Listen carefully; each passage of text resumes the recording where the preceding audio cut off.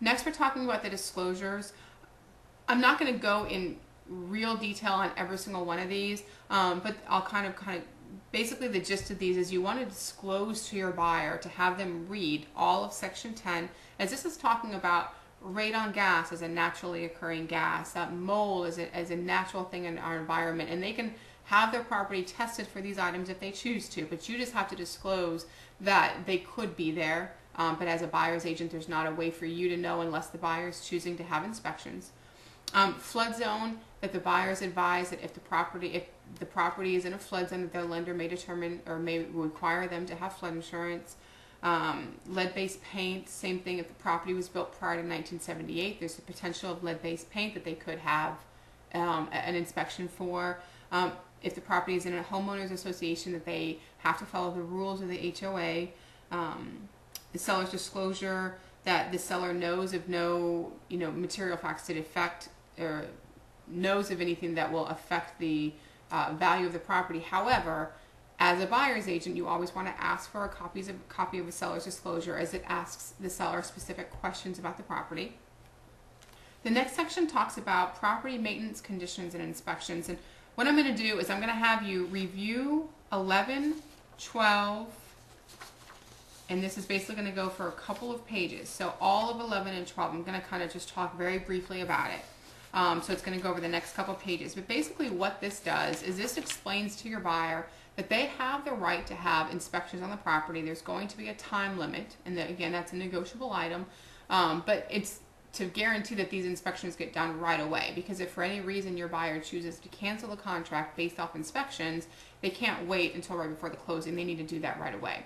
But the gist of it is that if they have an inspector and they want to cancel the contract, it has to be from a licensed home inspector, so that they can't just walk in and basically say, I think the AC's not working. But if the buyer isn't a licensed home inspector or a general contractor, there's not really a way for them to know. Now, if your buyer is asking, and I'm kind of jumping the gun a little bit, but if they want to do a self-inspection, it has to be contingent upon them doing a self-inspection, and there's a separate addendum that you have to attach to the contract, because these paragraphs do say that it has to be from a licensed person. And then also it goes on to say that the property must be maintained in its current condition, that the seller is not going to be obligated for cosmetic items. And then there's also a big section about the wood destroying organisms, what the wood destroying organism inspector, termite inspector will be looking for, what the seller would be obligated for. And then this paragraph also gives, this section also gives the buyer the right to do a final walkthrough prior to the closing. It's normally done the day of closing or the day before to make sure that the property is in the condition it was at the time that they wrote the offer, and that any repairs that have been negotiated to be done are done at that time. Now we're on section 13. This is just explaining it's kind of like our protection paragraph. It's explaining who the escrow agent and who the broker would be, and kind of holds us harmless for certain things. So you want to make sure you read that. But again, it's our protection paragraph to the buyer, just basically showing, what we're going to be liable for. The next section, 15, default and dispute resolution. This is basically a disclosure that if there's a default or if there's any kind of dispute over monies or commissions, how it gets handled. So you want your buyer to read that. And basically mediation and arbitration would be the cases if there's ever a dispute over escrow money or anything like that. I will tell you, in 12 years, we've never had anybody get that far. These contracts are pretty clear cut, and as long as your buyer cancels due to a contingency in the contract, they should receive their escrow money back. But understand that if your buyer just changes their mind or if they don't follow the timelines, then they will be subject to losing any kind of escrow money they put on the property. The next section, and understand, I'm kind of trying to do a brief training, but I do want to make sure that everybody's actually reading the contracts. The next one is just the standards. Talks about title, it talks about survey, it talks about title examination. You'll want to read that, and everybody's going to have their own spiel as to how they want to present it to their buyer. The gist of it is that a property has to be in livable condition. It has to have a clear title. There can't be anything that encroaches the survey line. There can't be any liens against the property. Maybe not all repairs, everything like that can be negotiable, but standard procedure is that there can't be any liens or judgments or survey issues with the property. The title company won't allow it to close. Same thing, you continue on to the next page. We're still talking about just standard procedures, and it's talking about, closing documents and location of the closing. It's talking about any kind of prorations. Understand that everything will be prorated from the closing date unless otherwise negotiated. So taxes for that year will be prorated from the closing date. Any HOA fees will be prorated for the closing date. Monthly maintenance fees will be prorated to the closing date. If the client is a 1031 tax exchange, there's a section for that, and there needs to be an addendum for that as well. 1031. And if you have any questions about what I'm going over, please feel free just to contact me separately.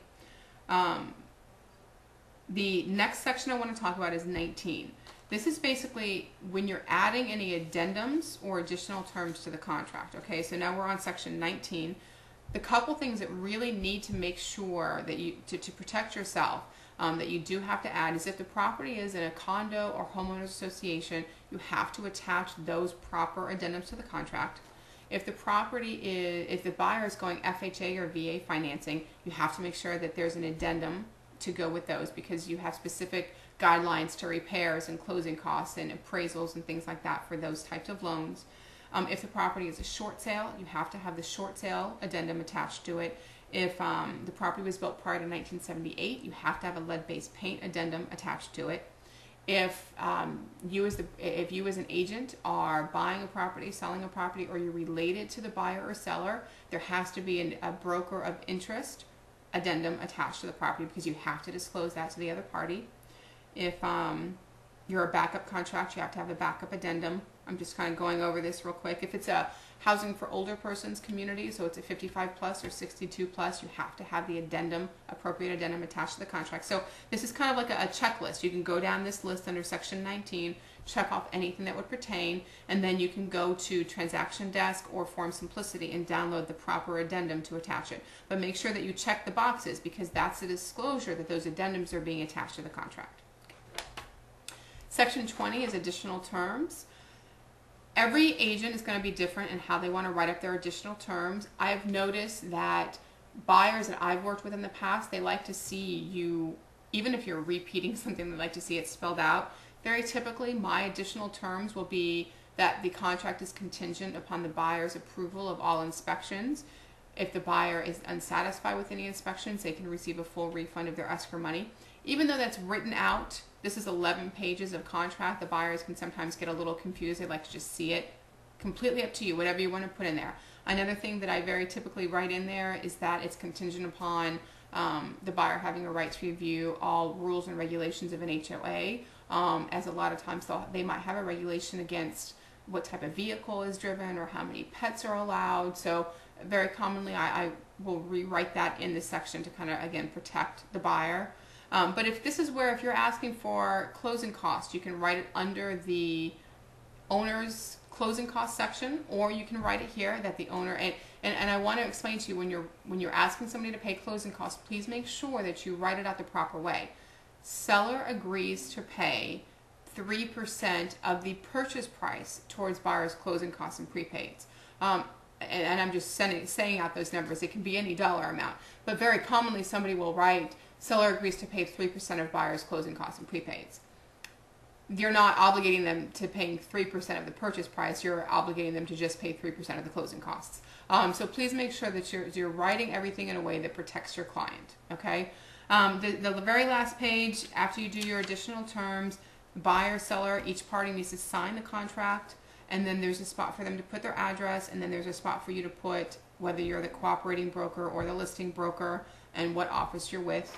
It's up to you. Very commonly I see people write, what their commission is per MLS, whatever it might be. If you have any specific questions, please feel free to let me know. But that's the gist of the purchase contract.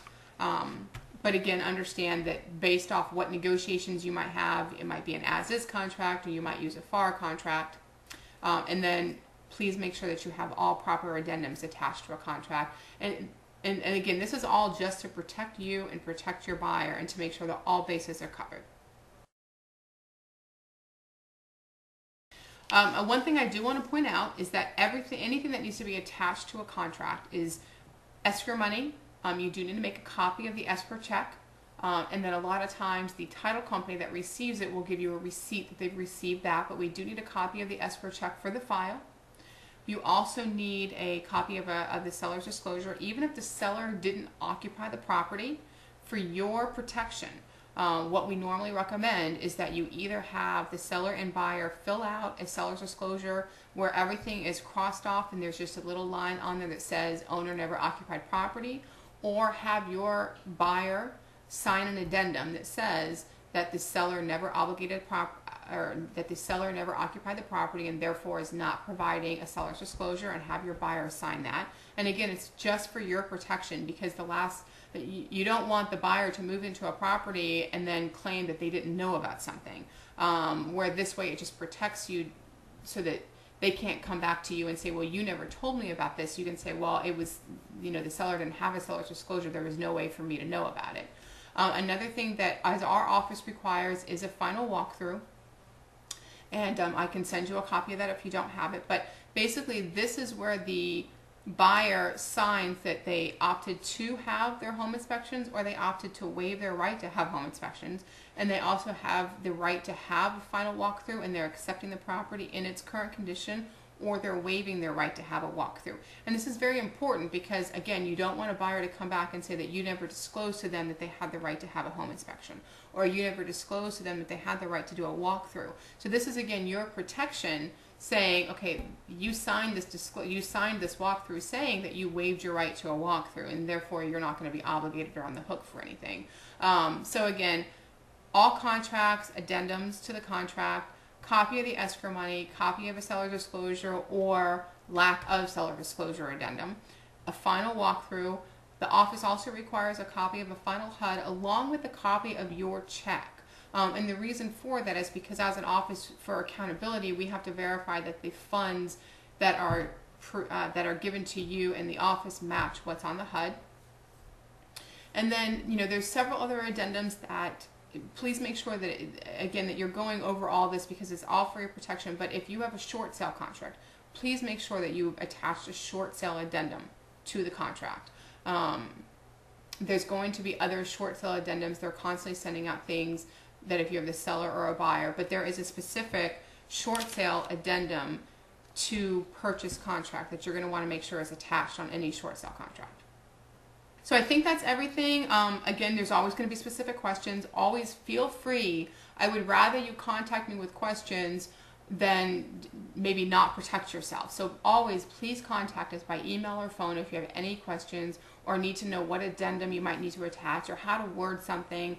Again, Tim and I have been realtors. I've been in real estate now for 12 years. So I would like to think that, I have a lot of experience, and I would rather you ask me than to maybe fill something in incorrectly and be on the hook for something at a later point, because we want all of you guys to be successful. So if you have any questions, please feel free to email us or give us a call at the office.